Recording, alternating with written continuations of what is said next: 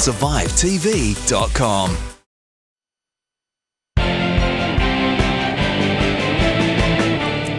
Welcome back to the project. Now, Hamish, you've got a project exclusive for us tonight. I do, that's right, Carrie. Tonight we bring you the story of a young Indonesian boy who's imprisoned in an Australian adult prison for people smuggling. Now, we believe that he's a child and shouldn't be there at all. And just a note, there's a whistleblower in this story, and to protect his identity, we've had to significantly alter his voice. This remote chain of islands in the Flores Sea is the beautiful setting for an ugly story about a country's treatment of one young boy. Indonesia has an appalling human rights record, particularly when it comes to children. But this is a story about what Australia has done. I cannot get my head around that this is what we're doing. It is repulsive. It's an obscenity. At play are high-stakes politics, international diplomacy, human rights standards, and basic justice. And tonight, fresh, damning evidence that Australia got it wrong, and dramatic revelations from an insider speaking for the first time. Someone says to you one day, do you know there's a bunch of young children being held in a maximum security prison in Perth? And you think, no, not possible. The story of Ali Yasmin, known simply as Yasmin, begins here in this timeless volcanic archipelago. In late 2009, the young Indonesian left to work as a cook on a boat smuggling asylum seekers to Australia. It got into trouble and the passengers and crew were picked up by the Australian Navy. After facing court, he's now serving a 5-year mandatory sentence in Albany's maximum security adult prison. We believe he's under the age of 18 and shouldn't be there at all. So we've come looking for evidence. This is not the easiest place to get to. From Flores, it's a long and difficult journey to Yasmin's home village of Balaurang. And perhaps in part, that's why no one has ever bothered to come looking for the truth. Selamat pagi. Pagi, saya Hamish, saya journalist dari Australia.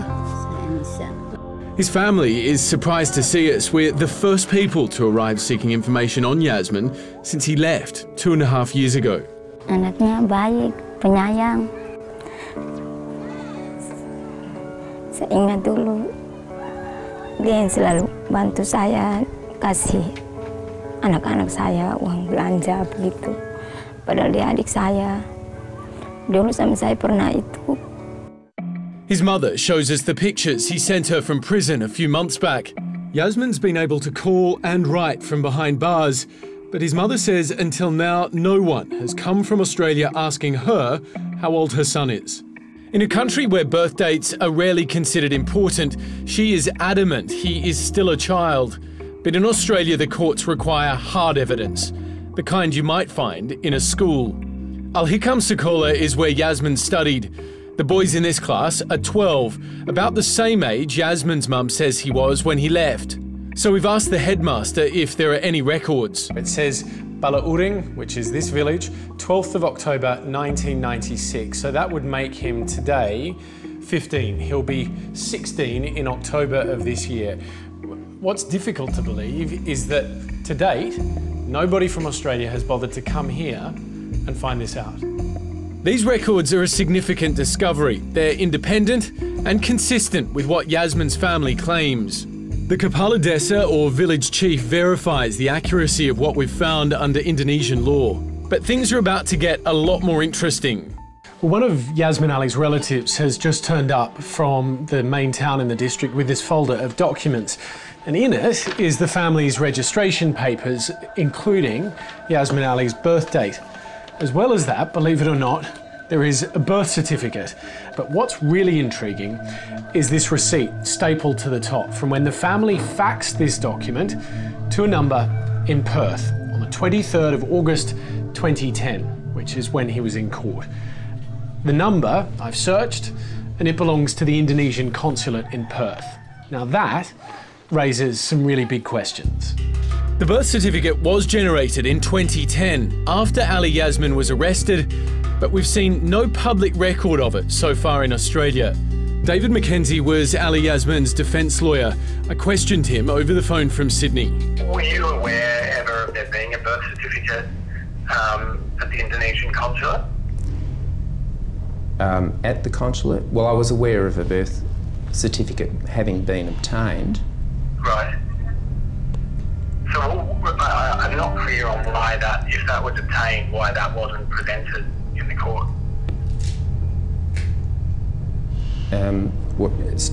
Stop there for a minute, Hamish.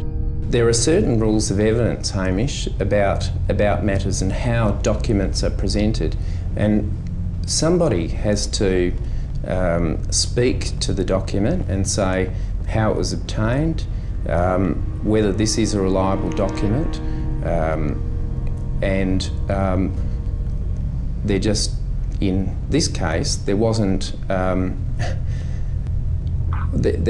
any way of getting this birth certificate into evidence. Right. Other than his verbal testimony, Yasmin's defence lawyers presented no contrary evidence when the federal government put forward a wrist bone density X-ray. Remember, it wasn't, the information about his birth date wasn't recorded at his birth. It's being obtained years later. And so any information is probably going to be quite unreliable. A former Indonesian consular official has confirmed to us that they were approached about supporting the document in court, only later to be told by David McKenzie that was not required.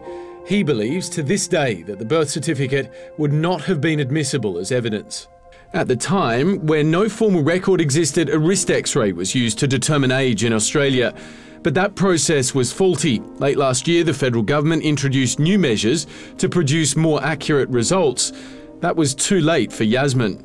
Well, look, I take instructions from a client, and so I'd taken instructions on that, and he entered the plea that he thought was the correct one.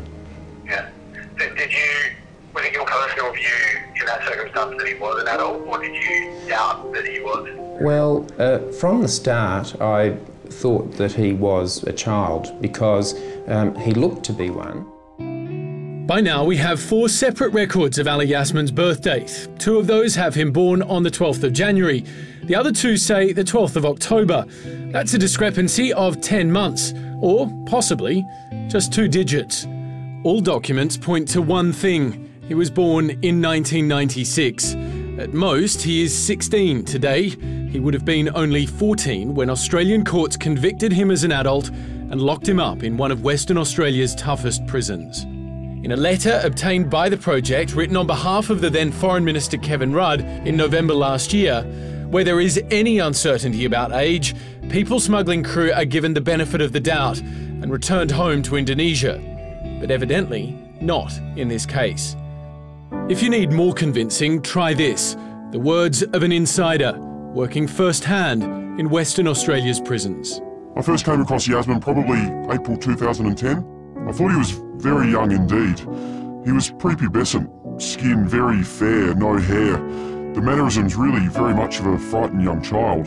This whistleblower says everyone in the prison system knew from early on. After seeing it and speaking to everyone else, everyone was of the same opinion. And people are of the same opinion to this day, 2 years later. I want Yasmin home with his family. Back on the island, they still send young men off to sea every day, but they hope these ones will come back. The disappearance of Ali Yasmin has rocked this community, so reflect just for one moment on how you'd feel, how we'd react if this were an Australian child in an Indonesian prison. I just have to think about Bali Boy. You know, straight away that comes to mind, how involved they got in making sure, you know, but yet they'll let something like this happen. Yeah, in cases like that, the Australian diplomatic service brings its full force to bear on the Indonesian authorities to get it dealt with speedily and effectively. In this case, that obviously hasn't happened, even though in his first meeting as Foreign Minister, Bob Carr met with the Indonesian Foreign Minister and they said that this was a priority and they wanted to deal with it and make sure there were no children behind bars in adult prisons. He's still there tonight. He shouldn't be. This isn't about where you stand on asylum seekers, where you stand on people smugglers. The simple fact is you don't put children in adult maximum security prisons, and the test was faulty. Look, that's right. Last year, the federal government changed the process for determining age because they recognised that the wrist X-rays were faulty. There's a large margin of error, and they were producing faulty results. If this court case were in court today, they wouldn't be able to rely purely on the X-ray. The changes weren't retrospective, so it was too late for Yasmin. That's ridiculous. The federal government needs to look at the retrospective nature of this and go back to these cases where there are individuals there just on the wrist X-ray. But you've gone to a lot of effort and other people can't be bothered, obviously. I don't know why these efforts weren't made earlier on. Yeah. There is a lot more to this story. Some people would say, though, that, you know, if he's 14 or 16, he's, you know, done the wrong thing and that a message needs to be sent. Absolutely. There's no question that he did the wrong thing.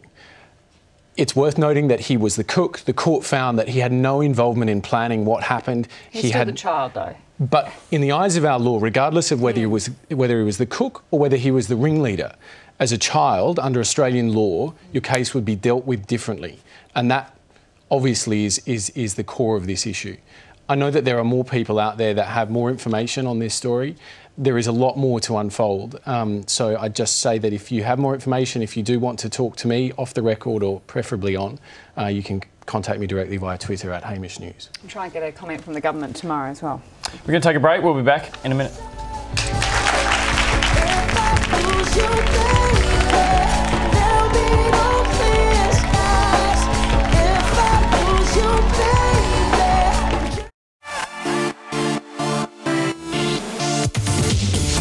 Next on 10, new Biggest Loser. New Offspring returns 8:30 Wednesday on 10. Amy, say